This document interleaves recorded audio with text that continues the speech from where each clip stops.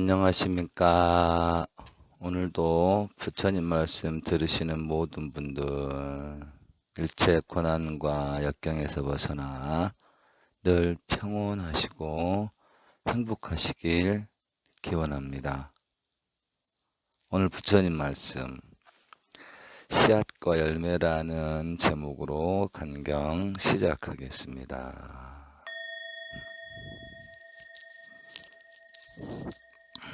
부처님께서 말씀하셨다.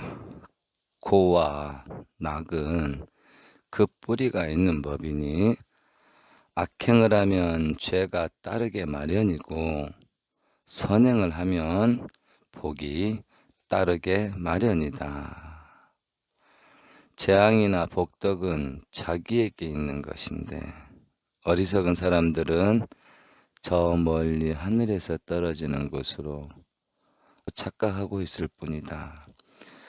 그림자가 형체를 따라다니는 것처럼 사람이 지은 선과 악은 그 사람을 따라붙는다. 아주 중요한 법구경의 한 소절이 나왔네요.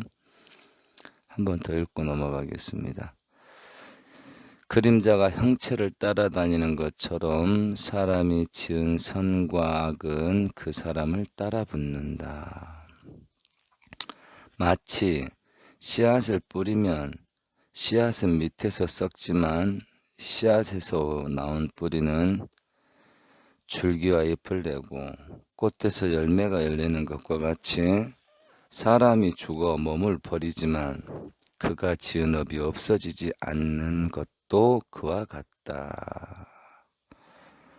어떤 사람이 밤에 글을 읽다가 불이 꺼져도 글자는 그대로 있는 것과 같이 자기가 지은 업에 죄와 복이 남아있는 것도 그와 같다.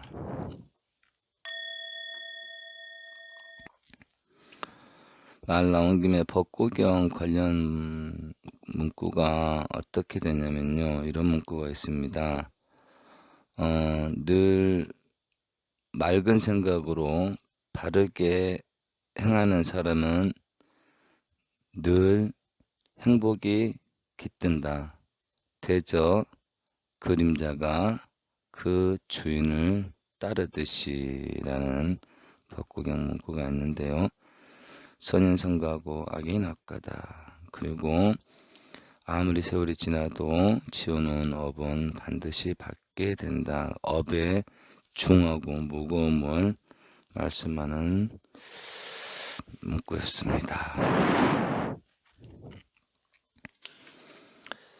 그 다음 그 말이 통하겠나? 라는 제목인데요. 조금 재미있는 제목이네요. 그 말이 통하겠나? 라는 제목인데요. 한번 읽어보겠습니다. 부처님께서 마갈타구 왕사성의 중림정사에 계실 때 사리붓다는 왕사성 남쪽 고원지대인 탓기나기리에 머물고 있었다. 옛날 사리붓다의 친구였던 다난잔이란 사람이 왕사성 딴둘라빨라문 근처에 살고 있었다.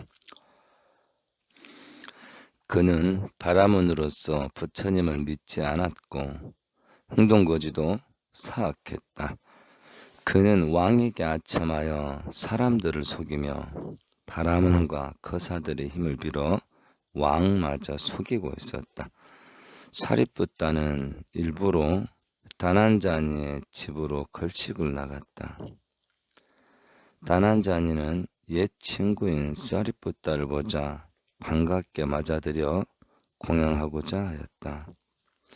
그러나 사리붓다는 다난자니에게 말했다.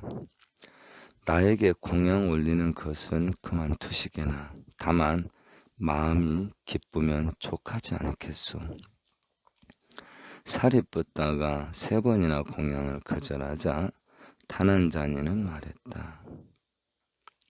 사리붓다여, 무슨 까닭으로 내 집에까지 와서 공양을 거절하는가? 다난자니여, 그대는 정진도 하지 않고 금괴마저 범하고 있어. 왕에게 빌부터 바라문과 거사를 속이고 바라문과 거사들에게 빌부터 왕을 속이고 있다고 들었소. 사리붓다여, 자는 세상 살아가는 요령을 아무것도 모르고 있는 것 같네. 나는 부모를 보살피며 처자를 거느리고 우리 집에 거느리고 있는 사람들을 보살펴 주어야 한다네. 왕에게 세금도 내야 하고 하늘의 제사도 지내야 한다네. 또 자네와 같은 사문과 바라문에게 보시도 해야 하는데 그것은 좋은 과보를 얻기 위한 착한 일이라 생각되네. 그러니 내가 세상을 살아가는 방식이 크게 잘못된 것이라기보다 오히려 법답게 사는 것이 아니겠는가. 나단자니여, 그렇다면 내 말에 대답해보게나. 만약 어떤 사람이 부모를 위하느라고 나쁜 짓을 했다고 하세. 그가 죽어서 지옥에 떨어졌을 때 나는 부모를 위해서 나쁜 일을 했으니 나를 고통스럽게 하지 말아달라고 옥졸들에게 말한다면 과연 그 말이 통하겠는가?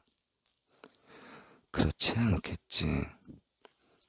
그렇다면 아내를 위해서 악행을 했다고 말하면 용서가 되겠나?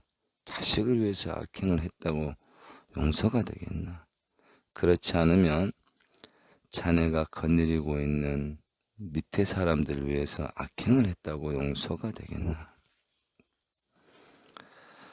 하늘이나 조상에게 제사를 지내기 위해서 악행을 했다거나 사문이나 바라문들에게 보시를 하기 위해서 악행을 했다고 그 죄가 용서가 되겠나 생각해보게.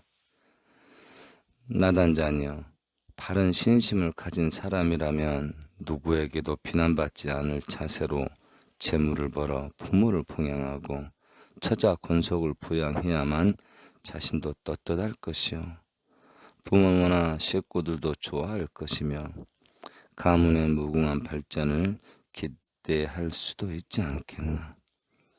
사리붓다의 말을 듣고 있던 나단자니가 사리붓다에게 고백하듯이 말했다. 사리붓다여, 내가 사랑하는 아내 빠사디까가 있는데 내가 그녀에게 반해서 나 자신을 다스리지 못하고 그만 큰 업을 짓고 말았나 보구려. 근데 이제는 빠사디까를 멀리하고 사리붓다 춘자에게 귀의하겠소이다. 타난자냐, 그대는 나에게 귀의하지 말고 내가 귀의하고 있는 우리 스승 부처님께 귀의하시오.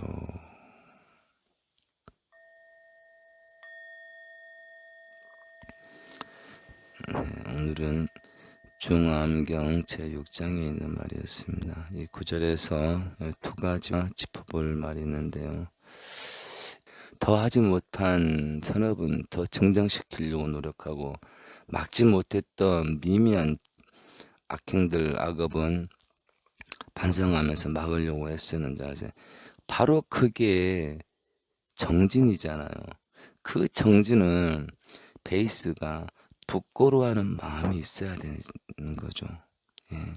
더 하지 못해서, 더 막지 못해서 미안한 마음, 부끄러운 마음, 경책하는 마음이 없이 어떻게 네 가지 정진의 자세가 나오겠습니까? 예. 그래서 우리는 상대방을, 나 자신에게는 엄격하게 이런 채찍을 들고 상대방한테는 이해와 용서로서 관용을 베풀어야 됩니다. 예. 하지만 상대방은 무조건적으로 이해와 용서를 해주면 그 상대방한테 도움이 안 될 수가 있기 때문에 정확하게 당신의 처지를 이해합니다. 하지만 당신의 그 죄는 용서받을 수는 없습니다. 라고 단호하게 말을 해주는 게 정말 좋은 벗이고 좋은 친구이고 좋은 방법이 될 때가 있습니다. 그렇기 위해서는 내 스스로가 정확하게 지혜의 날이 서 있어야 됩니다. 내 스스로가 지혜의 날이 서 있지 못하면 다른 사람에게 그런 말을 해줄 수가 없는 거기 때문에. 그리고 마지막으로 자신한테 귀하겠다고 하자 사리불존자가 그러죠. 나에게 귀하지 말고 내가 귀하고 있는 우리 스승 부처님께 귀하시오. 예. 이 말도 수행자로서 좋은 자세라고 봅니다. 그래서 우리가 부처님께 귀한다는 게 어려운 거 아니잖아요. 제가 말씀드린 것은 그렇잖아요. 우리 꼭 수행합시다 아니잖아요. 특별히 할 일이 없거든. 수행으로 마무리하시죠. 이 길 같이 가시죠. 혼자 하면 힘들고 재미도 없지만 뜻을 같이 하는 도반들이 같이 가면 힘도 덜 들고 재미있습니다. 공부건 수행이건 재미가 있어야 되는 거거든요. 그래서 뜻을 같이 하는 도반들끼리 늘 같이 하되 특별한 일이 없으면 하는 겁니다. 특별한 일이 있으면 수행하는 자세로 생활선 하면 되는 것이고요. 아파서 못하면 누워서 하면, 근데 아프면 와서 해도 되는 거고요. 그마저도 힘들면 자기 전에 5분, 눈 떠서 5분만 하면 됩니다. 그 5분이 1년이 지나면은 1시간을 만들어줍니다. 단 하루도 빠지지 말고. 자기 전에 5분 앉았다 자는 거 못한다? 그러면 이제 좀 거리가 멀어지는 거죠. 이번 생 부처님이 훌륭한 법으로 내 인생을 좀 더 멋있게 탄력 있게 마무리하고 그 힘으로 내 주위를 복되게 해야 되겠다. 그게 내 이번 생의 의무이자 도리이자 권한이다라고 생각하신다면 그 정도 성의는 충분히 드릴 수 있다라고 봅니다. 네. 그리고 오늘 씨앗과 열매편은 폐경초라는 경전에 나와 있는데요. 이게 경전이라기보다는 폐경초가 찾아보시면 알겠지만 오나라 때 지겸이라는 학자가 그 왕도 정치, 여기 고사처럼 이제 부처님 제세 당시 왕들이 부처님께 올바른 왕도 정치를 자문을 구했을 때 부처님께서 말씀하신 올바른 법에 의한 왕도 정치 그 부분을 정리해서 써놓은 책을 폐경이라고요. 또 폐경초라고도 하고 어떤 데는 또 폐초경이라고도 표현하기도 합니다. 이런 말이 있다는 거는 그냥 알고만 계시면 되고요. 오늘 부처님 말씀 여기서 마무리하고 내가 꿈꾸는 세상 한 챕 더 읽겠습니다. 오늘 내가 꿈꾸는 세상 말의 인색편입니다. 인색한 말과 행위를 하면 현재도 아기로 살고 죽어서도 아기가 됩니다. 참 무서운 말입니다. 남에게 베풀고 자신에게도 인색해도 현재도 아기로 살고 죽어서도 아기가 됩니다. 다시요. 남에게 베풀고 자기에게 인색해도, 그러니까 남에게는 베풀지만 자기에게 인색해도 현재나 죽어서 아기가 됩니다. 자기 이익을 위해 남에게 베푸는 것은 선한 마음으로 하는 것이 아닙니다. 아기가 되는 마음은 탐욕, 인색, 이기심, 질투입니다. 아귀는 자기 세계가 없고 기형적인 몸을 가지고 더러운 곳에 삽니다. 또 항상 괴로움 속에서 비참하게 삽니다. 아귀는 4가지 종류가 있는데 자기가 행위를 한 과보대로 태어납니다. 첫째, 먹는 대로 토하는 아기. 둘째, 항상 배고픈 아기. 셋째, 항상 목마른 아기. 넷째, 사람이 남긴 찌꺼기, 배설물 등 더러운 것을 먹는 아기가 있습니다. 요 아기 편을 보면은 그냥 뭐 이런 게 있는갑다 이렇게 느껴질 수도 있는데요. 실제로 그렇지 않습니다. 가만히 생각해 보십시오. 우리 사람들 중에 악귀의 기운이 많이 도사리고 있는 사람들이 많습니다. 먹는 대로 토하는 사람 많고요. 항상 아픈 사람 많고요. 항상 목이 마른 사람도 많고요. 항상 더러운 것만 찾아다니는 사람들도 많습니다. 이게 결코 그냥 우연이 아닙니다. 예, 전생의 과보대로 현생을 살아가는 거죠.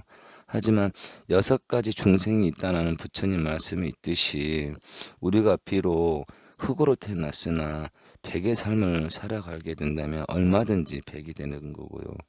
설령 백으로 태어났다 할지라도 흙의 삶을 살면 흙이 검은색 인생이 되는 거죠. 그 말씀 우리는 잘 살피고요. 경전, 지장경전 다시 한번 소개합니다. 지장경 한번 꼭 읽어보십시오. 내가 이번 생, 왜 이 몸, 왜 이런 환경에서 이렇게 힘들게 살아가는지 정확하게 알려줄 겁니다. 지장경이. 오늘 이렇게 마무리 하도록 하겠습니다. 오늘도 좋은 복 많이 심으시고요. 선업 증정되신 하루. 또 한 주를 시작하는 하루니까 힘내시고 또 그렇게 살아보겠습니다. 건강하시고 행복하십시오.